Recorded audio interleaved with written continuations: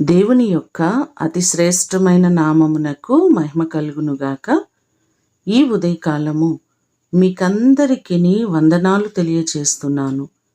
ఈ దినము మిమ్ములను బలపరచు దేవుని మాట. నీవు మొర్రపెట్టగా ఆయన నేనున్నాననును. యెషయా గ్రంథము 58వ అధ్యాయము 9వ వచనం.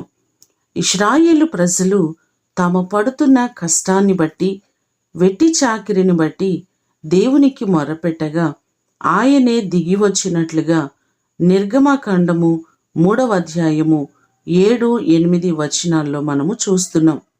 అలాగే దావీదు కూడా అబ్షాలోము నుండి పారిపోతున్న సందర్భంలో నేను ఎలుగెత్తి యెహోవాకు మొరపెట్టినప్పుడు ఆయన నాకు ఉత్తరం ఇచ్చెను అని కీర్తనలు 3వ కీర్తన 4వ చరణములో చెప్పడం మనం చూస్తున్నాం. మనకున్న ప్రతి ఇబ్బందిని బట్టి, కష్టాన్ని బట్టి, బలహీనతలను బట్టి దేవునికి మొరపెట్టినట్లయితే ఆయన సమాధానమిచ్చే దేవుడు.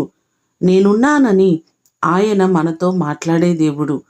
ఉన్న దేవుడు సమస్తమును మనకు మేలుకరంగా, ఆశీర్వాదకరంగా చేసే దేవుడు. ఈ మాటలు వింటున్న మీకందరికీ దేవుడు తోడయుండి మీ సమస్యలన్నిటి నుంచి విడిపించి ఆయన మిమ్మును ఆశీర్వదించునుగాక. ప్రార్థన చేసుకుందాం.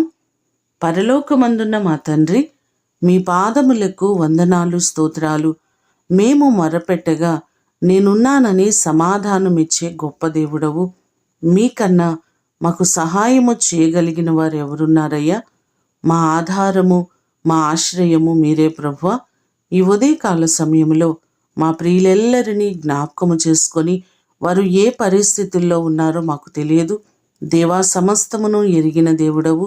వారి సమస్య, వారి ఇబ్బంది, వారి కష్టము ఎలాంటిదైనప్పటికీ కూడా నీ కృపచేత పరిష్కారమును మీరు చూపించండి.